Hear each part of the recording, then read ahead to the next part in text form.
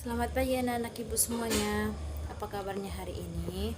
Ibu berharap semoga kalian semua dalam keadaan sehat agar kita dapat memulai pembelajaran kita dengan baik ya.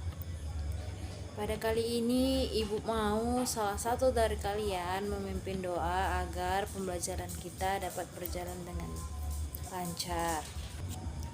Agar kita semangat untuk memulai pembelajaran, kita bernyanyi lagu nasional yang berjudul Satu Nusa Satu Bangsa.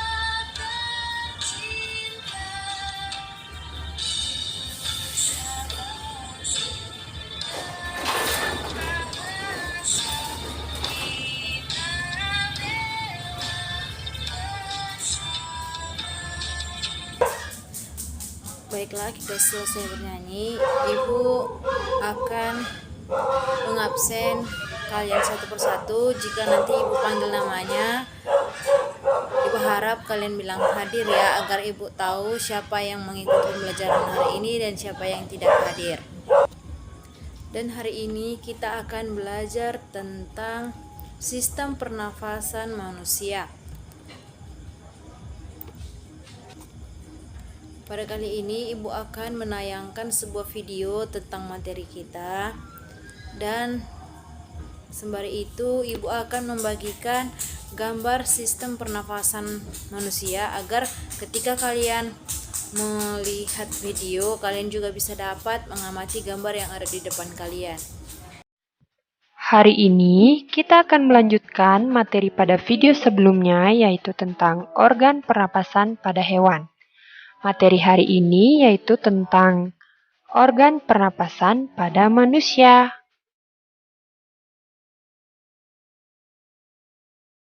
Pada video sebelumnya, kita telah mempelajari tentang organ pernapasan pada hewan. Nah, materi selanjutnya yaitu kita akan membahas tentang organ pernapasan pada manusia.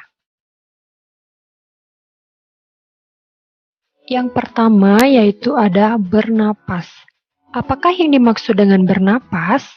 Nah, bernapas itu merupakan proses menghirup udara yang mengandung oksigen atau O2 dan menghembuskan udara yang mengandung karbon dioksida atau CO2.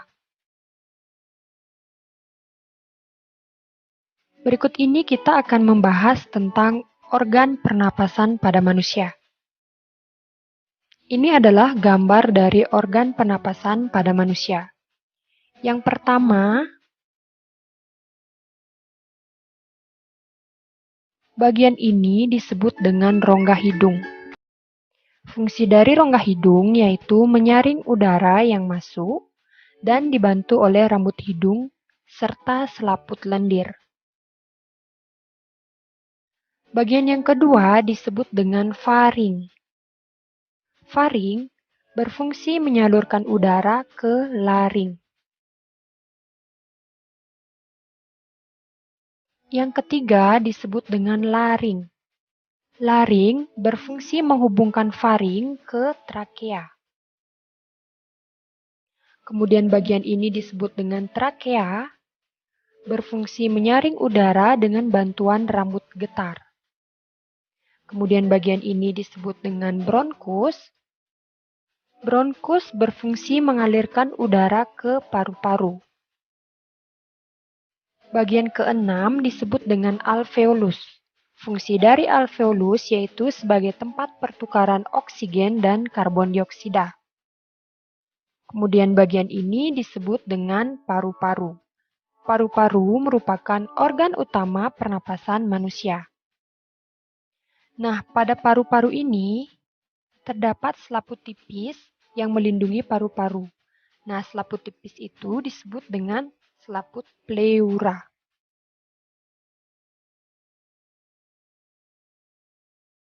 Kemudian, jika paru-paru diperbesar, maka tampilan paru-paru akan seperti ini. Sekali lagi Ibu tekankan, ini merupakan trakea atau batang tenggorokan. Cabang batang tenggorokan disebut dengan bronkus. Cabang bronkus ini disebut dengan bronchiolus. Cabang bronchiolus disebut dengan alveolus. Nah, pada alveolus ini terdapat cabang-cabangnya lagi. Nah, jika diperbesar, maka tampilannya akan seperti berikut. Ya, ini merupakan alveolus. Nah, cabang dari alveolus ini disebut dengan alveoli. Jadi, gelembung-gelembung halus ini dinamakan alveoli. Berikut ini merupakan proses pernapasan pada manusia. Perjalanan udara memasuki paru-paru dimulai dari udara memasuki rongga hidung. Pada rongga hidung, udara disaring oleh rambut-rambut halus hidung dan suhu udara juga dihangatkan dan dilembabkan oleh rambut hidung dan lendir pada hidung. Setelah melalui rongga hidung, udara akan menuju paru-paru melewati faring, kemudian menuju laring, dan menuju ke trakea. Udara dari tenggorokan akan menuju ke paru-paru, namun sebelum diproses di paru-paru, udara akan melewati saluran bercabang dua. Saluran bercabang dua ini disebut dengan bronkus.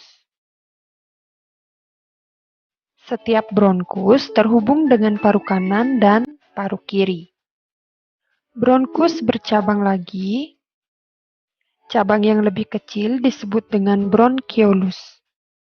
Kalian bisa perhatikan yang disebut dengan bronchiolus itu adalah bagian yang ini. Cabang-cabang inilah disebut dengan bronchiolus. Bronchiolus bermuara pada alveolus. Berikut ini merupakan alveolus. Nah, jika diperbesar, maka tampilannya akan seperti ini. Fungsi dari alveolus tersebut adalah tempat pertukaran oksigen dan karbon dioksida serta uap air. Setiap kita bernapas, udara segar yang mengandung oksigen masuk ke paru-paru, kemudian oksigen tersebut akan diedarkan ke seluruh tubuh melalui pembuluh darah. Dan di saat yang bersamaan, karbon dioksida atau CO2 dikeluarkan dari dalam tubuh melalui paru-paru. Materi berikutnya yaitu tentang fase pernapasan manusia. Fase pernapasan manusia ada dua jenis. Yang pertama itu ada fase inspirasi dan yang kedua itu ada fase ekspirasi. Yang pertama yaitu fase inspirasi. Fase inspirasi adalah proses ketika udara masuk ke dalam saluran pernapasan. Nah, inspirasi ini terjadi ketika kita menghirup udara. Fase ekspirasi adalah proses ketika udara keluar dari saluran pernapasan. Ekspirasi terjadi saat kita menghembuskan napas atau mengeluarkan udara dari paru-paru. Materi berikutnya yaitu tentang jenis pernapasan pada manusia. Jenis pernapasan pada manusia itu ada pernapasan dada dan pernapasan perut. Proses pernapasan dada yaitu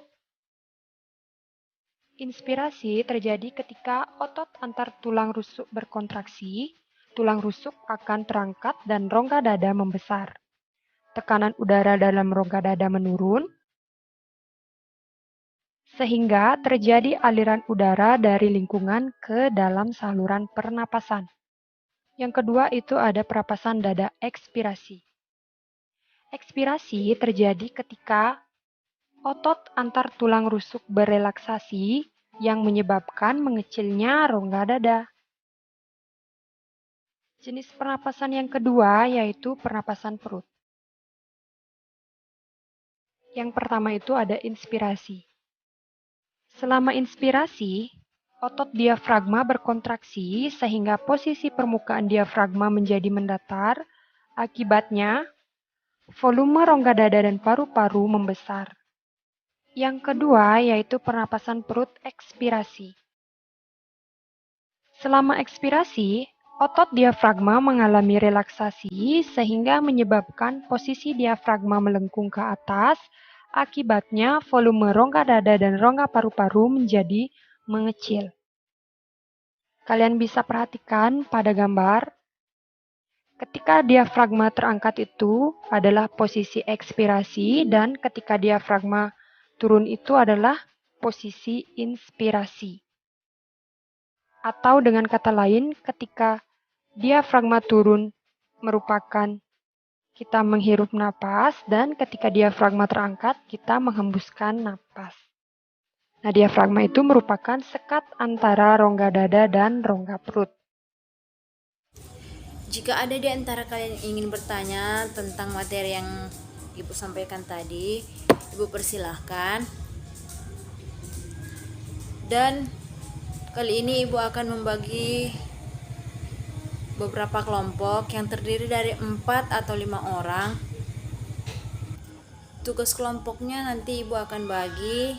Setelah kalian mengerjakannya, Ibu mau kalian mempresentasikan hasil diskusi kalian di depan kelas, dan hasil kalian nanti akan Ibu nilai serta dapat kita pajang di ruangan kelas kita. Demikianlah pembelajaran kita hari ini. Ibu berharap kalian dapat mengerjakan tugas yang Ibu berikan dengan baik dan mengerti apa yang Ibu jelaskan tadi.